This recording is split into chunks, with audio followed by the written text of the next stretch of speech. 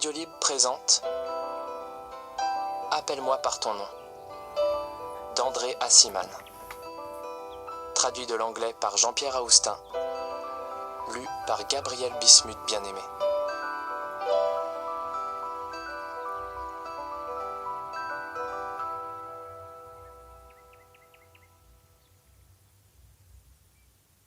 Pour Albio, Alma de mi vida. Partie 1. Si ce n'est plus tard, quand? À plus. Le mot, la voix, l'attitude. Je n'avais encore jamais entendu quelqu'un lancer à plus pour dire au revoir. Ce mot, prononcé avec l'indifférence voilée de ceux qui se soucient peu de vous revoir ou d'avoir un jour de vos nouvelles, donnait une impression de désinvolture, de brusquerie et de dédain. C'est la première chose qui me revient à l'esprit quand je pense à lui. Et j'entends encore ce « à plus ». Je ferme les yeux, prononce le mot, et je suis de nouveau en Italie il y a tant d'années. Je marche vers l'allée bordée de pins, je le regarde descendre du taxi. Ample chemise bleue, col largement ouvert sur la poitrine, lunettes de soleil, chapeau de paille, toute cette peau nue. Soudain, il me serre la main, me tend son sac à dos, retire sa valise du coffre, me demande si mon père est là. Tout a peut-être commencé à ce moment-là. La chemise, les manches retroussées, les talons ronds glissant hors de ses espadrilles frangées, impatient de sentir le gravier brûlant de l'allée qui menait à notre maison, chaque enjambé demandant déjà « De quel côté est la plage ?» L'hôte américain de cet été, un autre raseur. Puis, d'une manière presque irréfléchie et tournant déjà le dos à la voiture, il fait un petit signe de sa main libre et lance négligemment un « à plus » à un autre passager qui a probablement partagé avec lui le prix de la course depuis la gare. Pas de nom ajouté, pas de plaisanterie pour adoucir cette manière abrupte de prendre congé. Rien. Son bref adieu. Vif, cavalier ou brusque. À vous de choisir, c'était le moindre de ses soucis. Tu verras, pensai-je. C'est ainsi qu'il nous dira adieu le moment venu. Avec un rude et négligent « à plus ». En attendant, il va falloir le supporter pendant 6 longues semaines. J'étais terriblement intimidé. Le genre inapprochable. Pourtant, je pourrais en venir à l'apprécier. De son menton rond à ses talons ronds. Puis, en quelques jours, j'apprendrai à le détester. Ce même jeune homme dont la photo sur la fiche de candidature 6 mois plus tôt m'avait aussitôt paru contenir une promesse d'affinité immédiate. Mes parents accueillaient un hôte chaque été. C'était leur façon d'aider de jeunes universitaires à mettre au point un manuscrit avant publication. Quand l'un d'eux arrivait, je devais libérer ma chambre et m'installer dans la chambre voisine, beaucoup plus petite, qui avait été celle de mon grand-père. Durant les mois d'hiver, lorsque nous étions dans la grande ville, elle devenait une sorte de débarras et de remise à outils, et on disait que mon grand-père, mon homonyme, y grinçait encore des dents parfois dans son sommeil éternel. Ces hôtes estivaux n'avaient rien à payer, pouvaient disposer de toute la maison et faire à peu près tout ce qu'ils voulaient, à condition d'aider mon père, environ 1 heure chaque jour, à venir à bout de sa correspondance et d'autres travaux d'écriture. Ils devenaient presque des membres de la famille, et, au bout d'une quinzaine d'années, nous étions habitués à recevoir de nombreuses cartes postales et des cadeaux, non seulement vers Noël, mais toute l'année, de gens qui étaient totalement dévoués à notre famille s'efforçaient toujours, lorsqu'ils se trouvaient en Europe, de passer un jour ou deux à B, avec leur propre famille, pour revoir avec nostalgie la maison et leur ancienne chambre.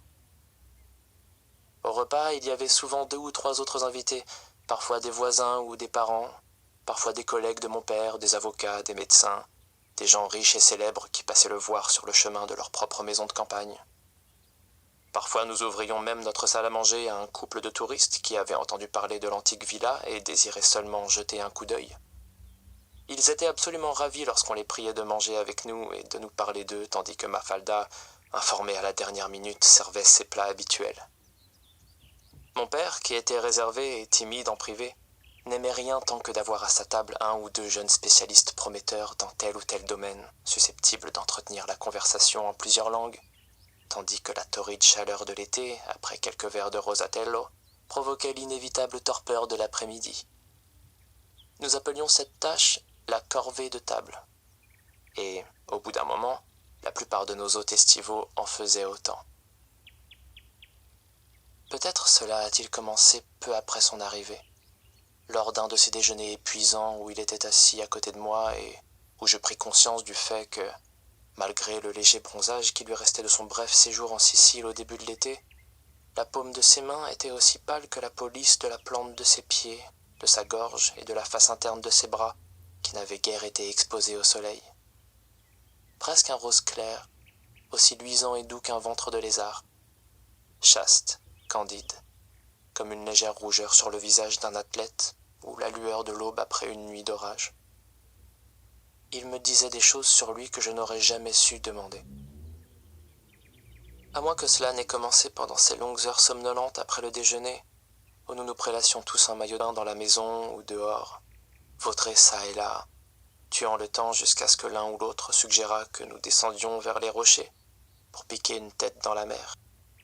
Cousins et autres membres de la famille, voisins, amis, amis d'amis, collègues, ou à peu près quiconque se présentait à notre portail et demandait s'il était possible d'utiliser notre tennis, tous étaient les bienvenus, libres de paresser et manger, et, s'ils restaient assez longtemps, loger dans le pavillon réservé aux invités.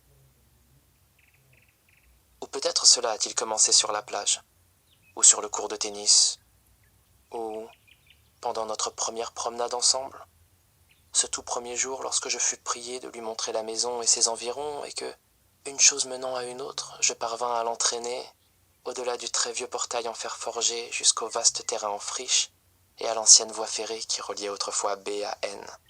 « Y a-t-il une gare abandonnée quelque part ?» demanda-t-il en regardant à travers les arbres sous le soleil brûlant, essayant probablement de poser la bonne question au fils du propriétaire. « Non, il n'y en a jamais eu ici. Le train s'arrêtait simplement quand on lui faisait signe. » Ce train éveillait sa curiosité. La voie semblait si étroite. « C'était un convoi de 2 wagons portant l'insigne royal, expliquai-je. Les tziganes en avaient fait leur habitation. Ils y vivaient depuis l'époque où ma mère passait l'été ici dans sa jeunesse. Ils avaient tracté les 2 wagons déraillés plus loin vers l'intérieur des terres. Voulait-il les voir? Plus tard peut-être.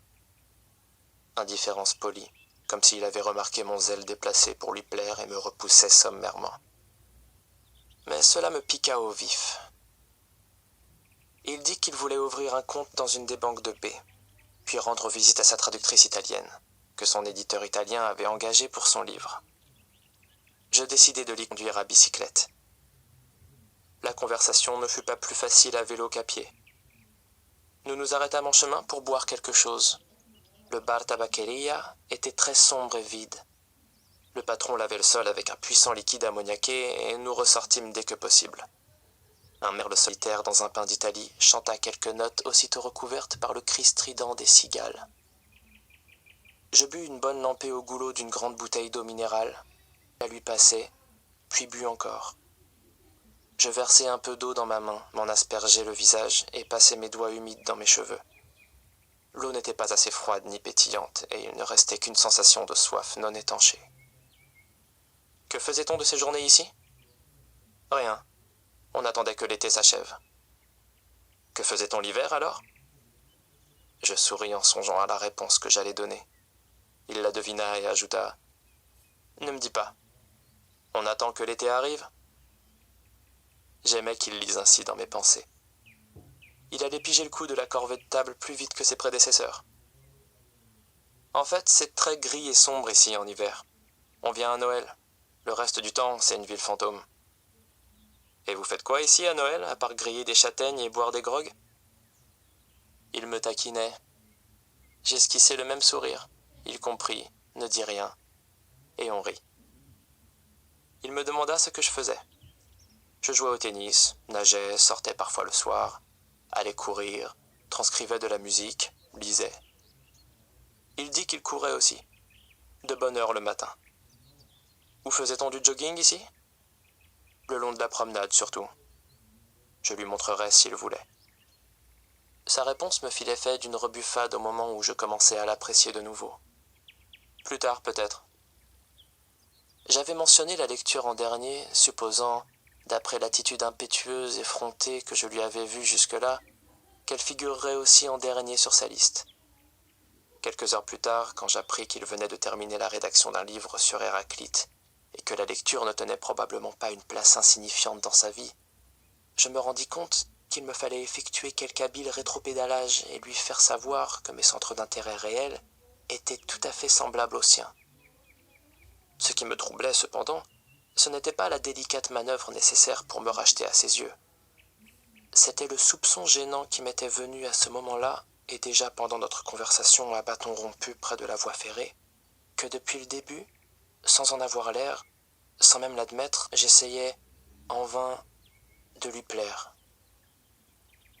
Quand je lui proposai, parce que tous les visiteurs aimaient l'idée, de l'emmener tout en haut du campanile de San Giacomo, que nous appelions à en mourir comme dans une vue belle à en mourir, j'aurais dû être assez avisé pour ne pas rester planté là sans rien avoir à répliquer.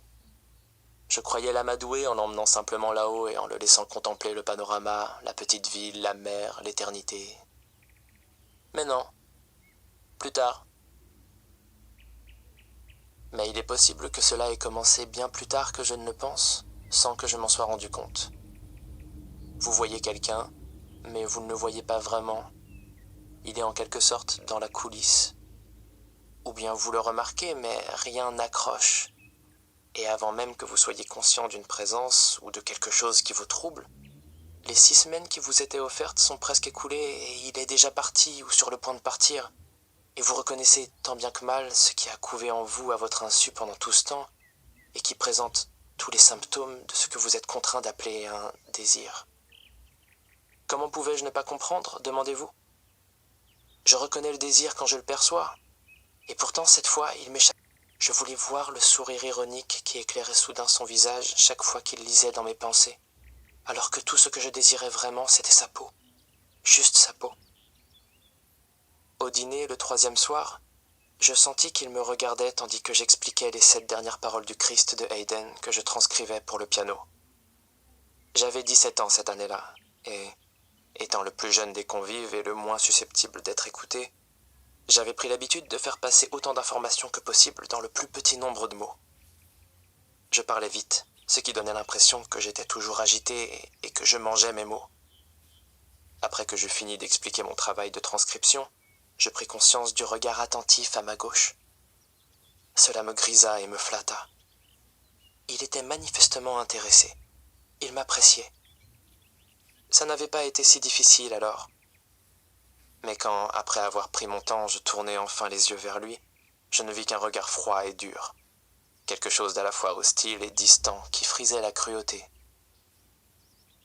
Je fus anéanti. Qu'avais-je fait pour mériter ça? Je voulais qu'il soit de nouveau gentil avec moi, qu'il rie avec moi comme il l'avait fait quelques jours plus tôt près de l'ancienne voie ferrée, ou quand je lui avais expliqué ce même après-midi que B était la seule ville italienne où la Corriera, l'autocar de la ligne régionale portant l'image du Christ, passait très vite sans jamais s'arrêter. Il avait ri aussitôt en comprenant l'allusion au livre de Carlo Levi. J'aimais ces moments où nos esprits semblaient suivre des voies parallèles, où chacun devinait immédiatement ce que l'autre songeait à dire, mais retenait au dernier moment. Il allait être un voisin difficile. Mieux vaut me tenir à distance, pensais-je. Dire que je m'étais presque entiché de la peau de ses mains, sa poitrine, ses pieds qui n'avaient jamais touché une surface rugueuse, et de son regard, cet autre regard plus aimable qui, lorsqu'il se posait sur vous, venait comme le miracle de la résurrection. Vous ne pouviez jamais soutenir assez longtemps ce regard, mais vous deviez le soutenir pour découvrir pourquoi vous n'en étiez pas capable. J'ai dû lui lancer un regard aussi sévère que le sien. Pendant 2 jours, nos conversations cessèrent. Sur le long balcon que nous partagions, nous nous évitions, salut contraint, banalité sur le temps, bavardage superficiel. Puis, sans explication, les choses reprirent leur cours interrompu. Est-ce que je voulais aller courir ce matin? Non, pas vraiment. Eh bien, allons nager alors. La souffrance et la joie d'une nouvelle rencontre, la promesse de tant de bonheur et de maladroit avec des gens sur lesquels je pourrais me méprendre, que je ne veux pas perdre et dont je dois sans cesse anticiper les réactions, ma ruse désespérée avec ceux que je désire et dont je rêve d'être désiré, les écrans que je dresse si bien que, entre moi et le monde, il semble y avoir non pas une seule, mais plusieurs portes coulissantes en papier de riz. l'envie de brouiller et débrouiller ce qui n'a jamais été vraiment codé en premier lieu. Tout cela a commencé l'été où Oliver est venu chez nous. C'est dans chaque chanson qui fut un succès cette saison-là, dans chaque roman que je lus pendant et après son séjour, dans toute chose, de l'odeur de romarin quand il faisait très chaud au chant effréné des cigales l'après-midi, odeurs et sons avec lesquels j'avais grandi et que j'avais connus chaque été de ma vie jusque-là, mais qui prenaient soudain un relief inhabituel et évoqueraient à jamais pour moi les événements de cet été-là. Ou peut-être cela a-t-il commencé après sa première semaine, quand je fus ravi de voir qu'il se rappelait encore qui j'étais, qu'il ne m'ignorait pas, et que je pouvais donc me permettre le luxe de le croiser en allant au jardin, sans avoir à feindre de ne pas le remarquer. Les jours où nous courions ensemble de bon matin, parfois jusqu'à B et retour, alternaient avec ceux où nous allions nager. J'aimais passer en courant devant la fourgonnette du laitier à une heure où il était loin d'avoir fini sa tournée, ou devant l'épicerie et la boulangerie pas encore ouvertes. J'aimais courir le long du rivage et de la promenade lorsqu'il n'y avait encore personne en vue et que notre maison semblait être un lointain mirage, et en un mouvement synchronisé frappait le sol en cadence, laissant des empreintes sur la grève vers lesquelles j'avais envie de retourner secrètement pour mettre mon pied là où le sien avait laissé sa trace. Cette alternance de course et de nage était sa routine à l'université. Courait-il pendant Shabbat ? Demandai-je un jour pour plaisanter. Il répondit qu'il faisait toujours de l'exercice, même quand il était malade. Il en ferait au lit s'il le fallait. Même quand il avait couché avec une nouvelle conquête la nuit précédente, dit-il, il allait courir de bonne heure le matin. La seule fois où il ne l'avait pas fait, c'était à cause d'une opération. Quand je lui demandai « Opérer pourquoi ?» La réponse que je m'étais promis de ne plus jamais susciter me cingla comme un diable à ressort arborant un sinistre rictus. Plus tard, peut-être était-il essoufflé et ne pas trop parler, ou voulait-il simplement se concentrer sur son effort? Ou peut-être était-ce sa manière de m'inciter à en faire autant, sans aucune malice. Fois glaçant et qui s'insinuait entre nous aux moments les plus inattendus. C'était comme s'il le faisait exprès. Me laissait prendre confiance, puis revenait toujours. Un jour, alors que je m'exerçais à la guitare à ce qui était devenu ma table dans le jardin près de... et qu'il était sur loin de moi, je reconnus aussitôt ce regard. Il s'était sur moi tandis que j'étais concentré sur les touches, et quand je levai soudain les yeux pour voir il était encore là, acéré, cruel, comme une luisante qui se rétracte dès que sa victime l'aperçoit. Il m'adressa un sourire un peu narquois, comme pour dire « Inutile de le cacher maintenant. » Garder mes distances. Il avait dû remarquer que j'en étais peiné et, dans un effort pour se faire pardonner, il se mit à me poser des questions sur la guitare. J'étais trop sur mes gardes pour lui répondre avec franchise. Il soupçonna en m'entendant chercher mes mots que j'étais peut-être plus affecté que je ne le montrais. Pas la peine d'expliquer, joue encore. Mais je croyais que tu détestais ça. Que je détestais ça? Qu'est-ce qui t'a donné cette idée? Allons, joue, tu veux? Le même morceau? Le même morceau. Je me levai et entrai dans la salle de séjour, laissant ouverte la grande porte-fenêtre pour qu'il puisse m'entendre le jouer au piano. Il me suivit jusqu'à la porte et, appuyé au châssis en bois, écouta un moment.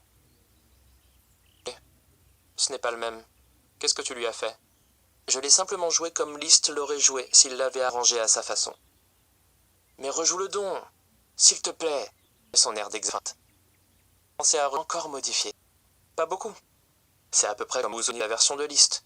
Ne peux-tu pas jouer ce morceau de Bach là? Mais il ne l'a pas écrit pour la guitare. Il ne l'a peut-être même pas écrit pour le clavecin. En fait, on n'est même pas sûr que c'est vraiment de lui. Oublie ma question. Ok, pas la peine de s'énerver pour ça. C'était mon tour de prendre un air d'acquiescement réticent.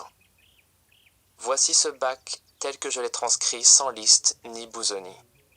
C'est un très jeune Bach et le morceau est dédié à son frère. Je savais quelle phrase musicale avait dû l'émouvoir la première fois. Et désormais, chaque fois que je la jouais, je la lui envoyais comme un petit cadeau, parce que c'était à lui qu'elle était maintenant dédiée, en gage de quelque chose de très beau en moi qu'il ne fallait pas être un génie pour comprendre, et qui m'incitait à ajouter quelques cadenza improvisées, rien que pour lui. Nous étions, et il a dû en reconnaître les signes bien avant moi, en train de flirter.